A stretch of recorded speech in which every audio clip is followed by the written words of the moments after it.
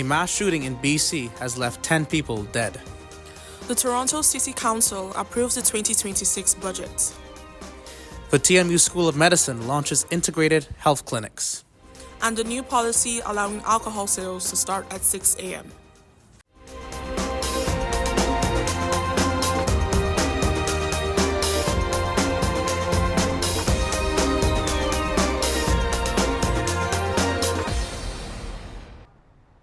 Good afternoon. Thanks for joining us today. I'm Jaden Whitelaw. And I am Moyo Lawuyi. Today we are starting with the shooting in BC. The small community of Tumbler Ridge, BC is in mourning today after 10 people have died and 25 are injured after a mass shooting yesterday. The RCMP was called to the Tumbler Ridge Secondary School just after 1 p.m. local time, where they found multiple victims with gunshot wounds. Police say the person believed to be the shooter is among 10 deceased after a self-inflicted gunshot wound. 2 of the deceased were found dead at a nearby home, which is believed to be connected to the suspect. BC Premier David Eby has called the shooting a devastating and unbelievable tragedy. In an emotional statement, Prime Minister Mark Carney pledged to offer any assistance the federal government can give. Condolences have also been sent from world leaders to the community of Tumbler Ridge, BC, and on behalf of the TMU community, we also send our condolences. Toronto City Council has approved the 2026 budget after final considerations concluded at City Hall on February 10th. Councillors made only minor changes to the original proposal, which Mayor Olivia Chow submitted in early January. The new budget includes a 2.2% tax increase, the lowest Chow has imposed during her tenure. There will also be a TTC fare freeze and a monthly fare cap effective September. Chow allocated additional funds for youth safety and homeless outreach. The budget also includes a spending increase for the Toronto Police of about $90 million, a controversial move amid an ongoing corruption investigation.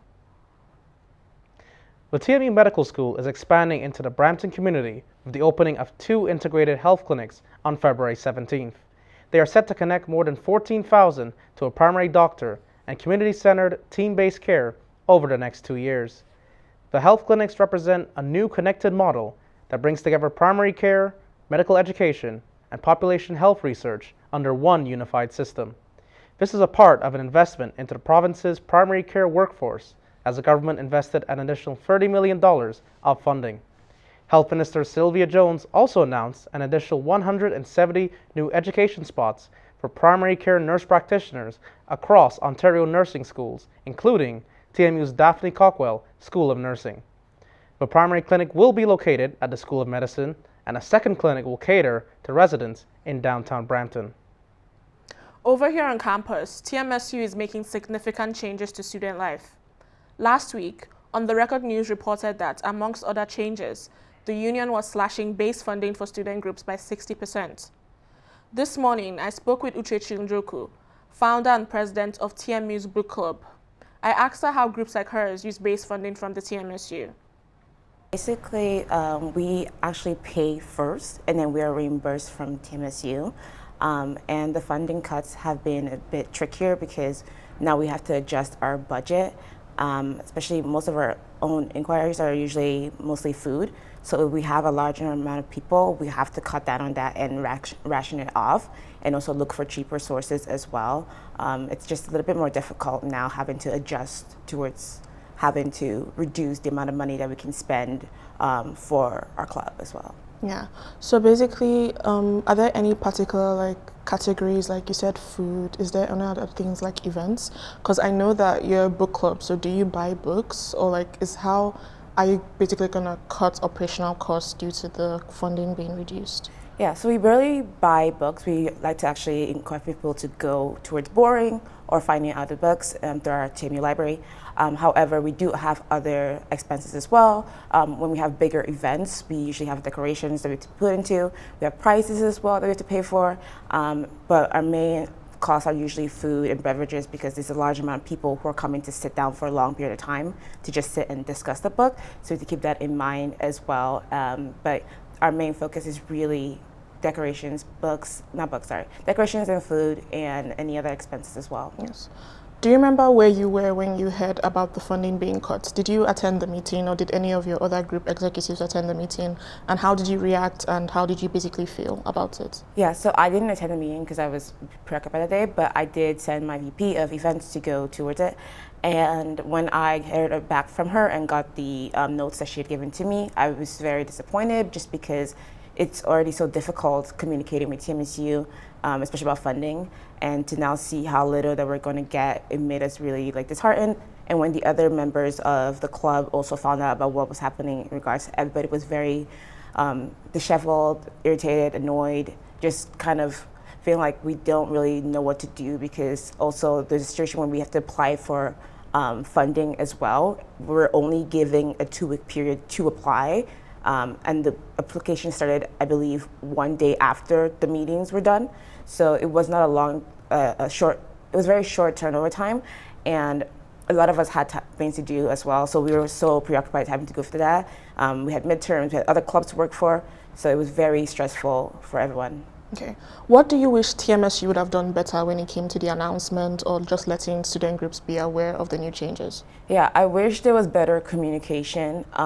We have an email, but they didn't send us an email about this notice. They sent us the personal emails of us, but that's obviously filled with schoolwork, so we're not obviously going to see that. We have a main TMU book club email. It wasn't sent to that, so that was really difficult to find out. We found out very last minute that this was even being held. And then I wish they would communicate better beforehand, and also during the situation, I wish the people would respond more quickly. It's a bit difficult to get in contact with them. Sometimes they take months to respond back to you on certain stuff, so that's very frustrating to deal with as a TME student and also as a exec for a book club or any club. Yeah. So lastly, student groups like yours are integral to student life and socialization on campus, especially since our campus is a commuter campus where many people commute and don't really stay and socialize and make friends. How do you think cutting the funding is going to affect student groups and potentially student life in the long run? Yeah, so I think it's going to be harder for student groups to want to be formed because firstly, like I said before, we pay and then they reimburse us. A lot of students don't have a lot of money to be spending out on all this kind of stuff.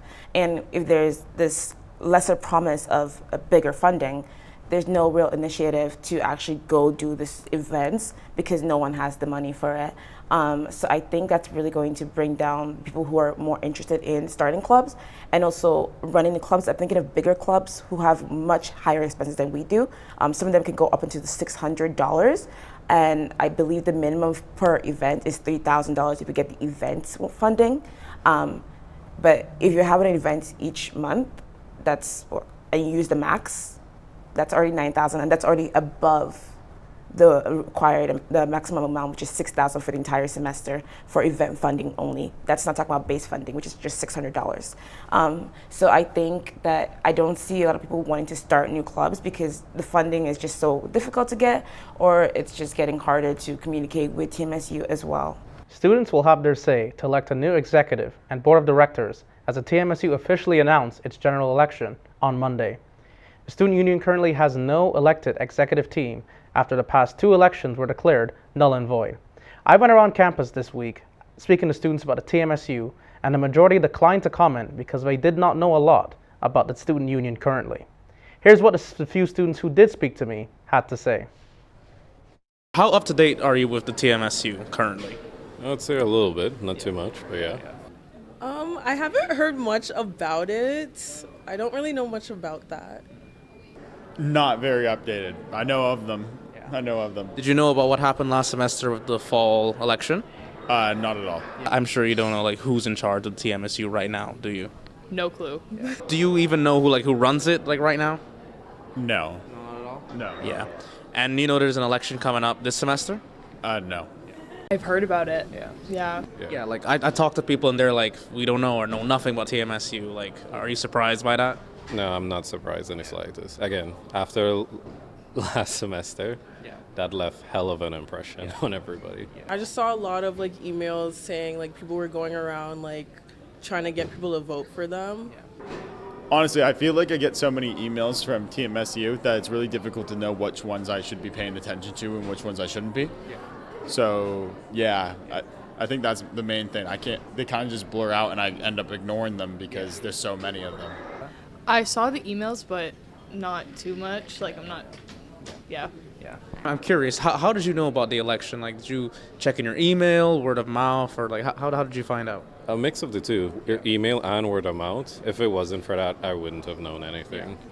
I mean, I've been getting emails maybe now, but I haven't, again, I don't really know much about it, so. I get the general ones, and I know the general ones are like the elections and stuff like that. But for now, I don't know what it does or what this election would do for me. So I'm not really sure what they're trying to do right now. Now, these are only a few students' opinions on things currently, but TMSU reiterated that students are always the #1 priority during a general information session I attended last week. Students who want to run for positions can submit nominations starting February 23rd. This February, Canada celebrates 30 years of officially recognizing Black History Month. Dr. Jane Augustine, the first Black woman elected to the House of Commons, officially recognized Black History Month in 1995, with the first celebration occurring the following year. This year's theme is 30 Years of Black History Month, honoring Black brilliance across generations, from nation builders to tomorrow's visionaries. TMU will also be honoring the month with several events. The Viola Desmond Awards, honoring leading Black women in the community, will take place on the 19th. The Black Studies Library Tour will take place on the 25th, and the 7th Annual Black Excellence Mixer, connecting Black students, faculty, staff, and alumni, will be on the 26th. Toronto City Council passed a new policy allowing alcohol sales to start at 6 a.m. to support viewership of the Winter Olympics, which started over the weekend. This sparks concerns over easy access to alcohol. OTR reporter Yoons Park has the story. What's typically a quiet morning for Sean Wolf is now spent opening doors early and getting ready for early Olympic crowds. If Canada is in the tournament, we might open a little bit early for that, but we don't plan on opening up at 6 a.m. In the morning for any of the events. I just don't think people are going to come to that. A lot of people have jobs, or people have to go to school, or they're still sleeping perhaps. Yeah. But beyond the Olympic excitement, this temporary policy raises questions about how early alcohol service fits into Toronto's drinking culture and what it means for public health. During COVID, several alcohol policy changes were introduced under the banner of supporting small businesses, and they were meant to be temporary, and they still are in effect 6 years later. According to the Center for Addiction and Mental Health, CAMH, the increase of adults suffering from declining mental and physical health since the pandemic policies came into effect is linked to the increasing accessibility to alcohol. I think it's really important to sort of paint the bigger picture of what a decision like this actually looks like. And what I think these policies are doing is really enforcing the idea that alcohol belongs everywhere, at every hour, at every occasion. And this normalization process matters a lot. It's a regular occurrence that celebration and alcohol are tied together, Willis says. The real appeal of gatherings is the shared experience. I mean, honestly, that can lead to some addiction. So I would say as long as it's always coming from a place of leisure time rather than every day, that's the way that it ought to be. So that's not good. So I don't love that that's being normalized. Bar managers say extending alcohol service hours not only helps their business but better reflects the schedules of people who work late nights. It does have a positive impact because tourism goes up, and there's more opportunities for people to go out, like us, for example, bartenders and servers and cooks and everybody who works in restaurants. We don't have a chance to go out because we finish work at 3 a.m. So if there was a chance for us to go after work.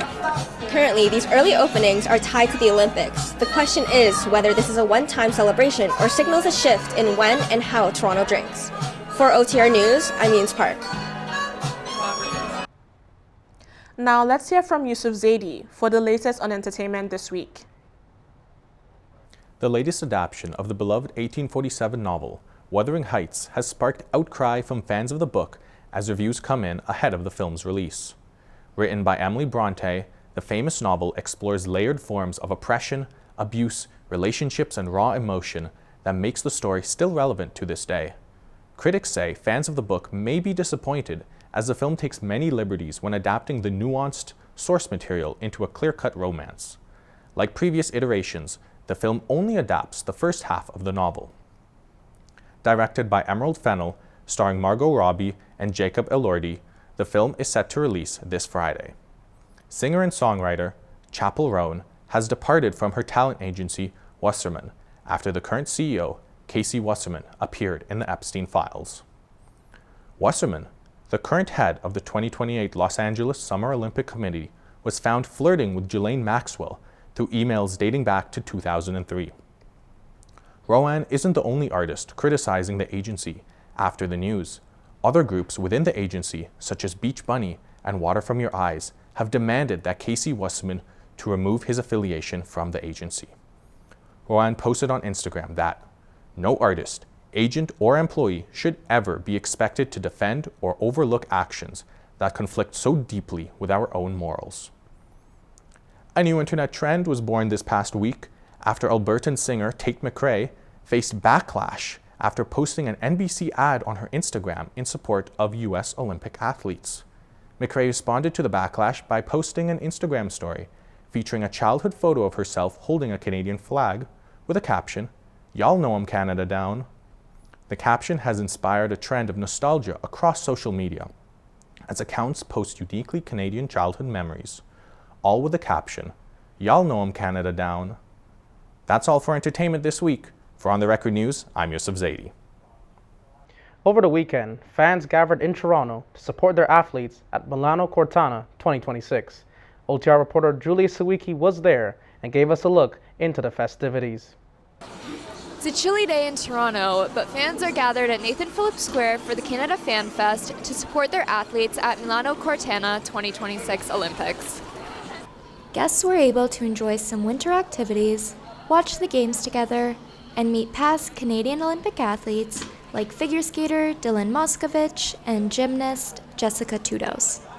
It's a great way to support not just the young athletes, but the amateur athletes that can compete for Canada and win the gold.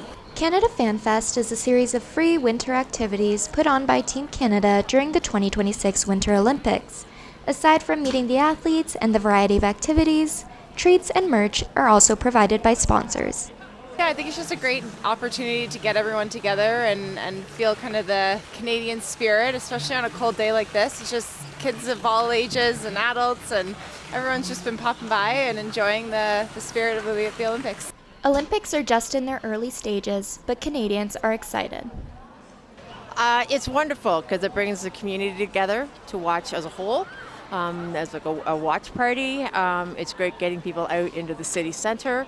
Even on this wonderful cold day, people have decided to come out and cheer for their athletes. The gathering in Toronto is just one leg of FanFest, with the event making its way to Calgary, Vancouver, and Montreal throughout February. This is Julia Sawicki with OTR News. Thanks, Julia, for that look at fans gathering in Toronto to support their athletes. Now we look at sporting events happening around. OTR's Mia Di Panfilo has more. The 2026 Super Bowl showcased the Seattle Seahawks' big win against the New England Patriots with a triumphant 29-13 victory. The Seahawks have officially reversed the outcome from their last Super Bowl meeting in the Brady era. The Seahawks controlled most of the game, establishing an early lead that they never let go. Seattle shut down the Patriots completely by not allowing them to score any points until the fourth quarter. At halftime, Bad Bunny delivered a historic halftime show, becoming the first solo Hispanic artist to headline the Super Bowl stage. His all-Spanish set drew massive global attention, becoming the most watched halftime show in history, with a record-breaking total audience of 135.4 million viewers, surpassing both Kendrick Lamar and Michael Jackson's previous shows. In Olympic sports, the Winter Games are officially in action. Canada's men's hockey team is set to begin their preliminary round on February 12th against Czechia at the 2026 Milano Cortina Olympics. This will kick off a 3-game preliminary schedule before the playoff rounds to begin later in the tournament. NHL stars such as Connor McDavid and Nathan MacKinnon finally get their first Olympic debut, playing alongside the great Sidney Crosby. This Olympic men's hockey tournament is a highly anticipated event as NHL players compete for gold for the first time since 2014. Love won't be the only thing in the air this Friday night in local sports. The Mattamy Rink is getting into the Valentine's mood as the TMU women's hockey team matches up against the Carleton Ravens. Fans can expect a festive night, themed giveaways, and a crowd clad in blue and gold as they look to make a statement before the weekend. Puck drops at 6:15, so get there early, grab a seat, and make this your pre-Valentine's Day plans. That's all for sports. Back to you guys. Thanks, Mia. Now let's have a look at the other stories we're working on in our On the Record newsroom. Gabriel Hilty is standing by live. What have you got for us? Thanks, Jaden. Starting with more updates on the TMSU. The notice period for the 2026 TMSU general election opened on Monday, February 9th, with an email to students. It sets out the official election timeline, and undergraduate students can learn about the training and responsibilities required to run in the spring. The upcoming election follows a fall by-election that saw all executive ballots voided due to the officer overseeing elections finding voter interference by some candidate groups and outside people. The election scheduled for mid-March comes amid a history of mismanaged funds and election interference at the union, including over $1.4 million in misused money flagged by an external investigation last December. OTR reporter Jaden Whitelaw attended an information session on the upcoming election. He heard from students on what they know about the TMSU and the union's interim executive directors, two non-elected people outside of the student body. You can read his story now on our website. The Milano Cortina Winter Olympics are now into their first full week. Canada so far has 3 medals behind the leader Norway with 13 medals. As athletes try to climb the ranks in Italy until February 22nd, the Olympics are also having an impact here in Toronto. City Council has allowed bars to start serving alcohol at 6 a.m. to match the time of live Olympic events. OTR reporters Manrup Alik and Yoons Park visited some bars and examined the role alcohol plays in daily social life. You can read their article that expands on the story on our website. Continuing with big sporting events, the FIFA World Cup 2026 is coming to cities across North America in June. Toronto is set to host 6 matches at the Stadium by Exhibition Place, including the Canadian men's team on June 12th. The tournament is expected to bring a surge of soccer fans to the city. OTR reporters Julia Sawicki and Anish Dupar are examining how Toronto's public transit is preparing for the games. TTC and Metrolinx came under fire last year for not running enough trains during the World Series run by the Blue Jays. Keep an eye on our website for their story in the coming weeks. This weekend is Ontario's first long weekend of the year, extended by Family Day on Monday. It means most businesses like grocery stores will be closed or operating with adjusted hours. Government offices, banks, and libraries are fully closed on Monday. The OTR newsroom will also take a break with no podcast episodes scheduled next week. You can keep an eye on our website ontherecordnews.ca for the latest stories. Back to you in the studio, Moyo. For updates on the persistent winter weather, Yoons Park has the latest. Taking a quick look at the temperature isn't a great guideline for how to dress for this week's weather. With the wind showing no mercy, the streets of Toronto will feel much colder than what it actually is. Unfortunately, it looks like our snowy days aren't over yet. And as freezing temperatures persist, pedestrians and drivers alike will have to watch for ice. We're looking at cold days ahead, with Peterborough today at a high of -1. Now looking west, Barrie and Newmarket are both sitting at a high of -1, but residents can look forward to less snowfall. Oshawa at a temperature of 0, and Toronto sitting at a high of 1. Across the GTA, it's similarly cold, with Hamilton, Brampton, and Mississauga all expecting highs of 0 degrees. With the GTA expecting light snowfall of less than 1 centimeter, conditions are looking up from last week, but the sharp chill of winter isn't letting up yet. Now, onto our weekly forecast. Starting with Wednesday, we're looking at a high of 1 with cloudy skies. But as the sun sets, the temperature drops back down to a low of -5. Watch out though, as it will feel about 8 degrees colder with the wind chill. Enjoy this slight rise as much as you can, as the rest of the week won't be as kind. Moving on to Thursday, the high will be -5 during the afternoon and will drop to a -10 overnight as the wind persists. Predictions for Friday show a high of 0 with a low of -12. This weekend is expected to stay at similar temperatures, and next week might be even warmer. But don't get your hopes up yet, as this forecast may be subjected to change. That's the latest on this week's weather forecast. Bundle up, stay warm and healthy, and back to you. Thanks, Yoons. That's all for On the Record today. I'm Jaden Whitelaw. And I am Moyo Lawuyi.